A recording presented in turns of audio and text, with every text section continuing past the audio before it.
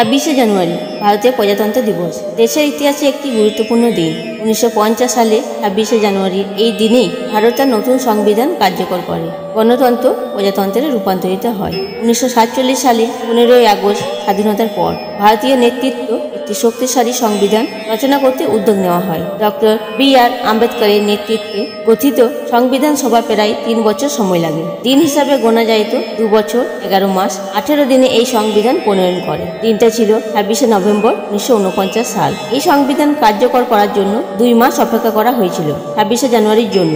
কিন্তু কেন 26শে জানুয়ারির দিনটি বেছে নেওয়ার পেছনে বড় একটা কারণ ছিল।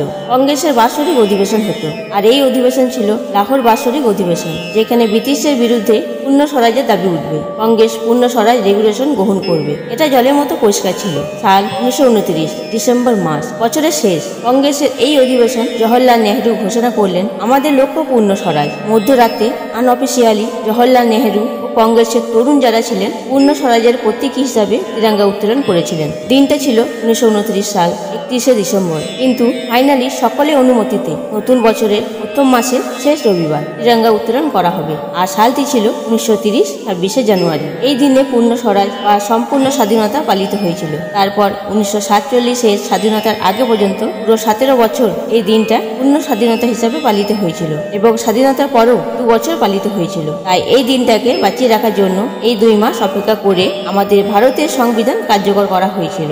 আর সেই দিন ছিল 26শে জানুয়ারি 1950 সাল। এই দিনে রাজপথে বড় অনুষ্ঠানে আয়োজিত করা হয়। সংস্কৃতি প্রদর্শনীয় এবং সেনাবাহিনীর শক্তি প্রদর্শন ভারতের ঐক্য ও বৈচিত্র্যের প্রতিচ্ছবি তুলে ধরে। এটি ভারতীয়দের জাতীয় গর্ব ও একতার উদযাপনের একটি মহৎ উৎসব। জয় ভারত, জয় হিন্দ।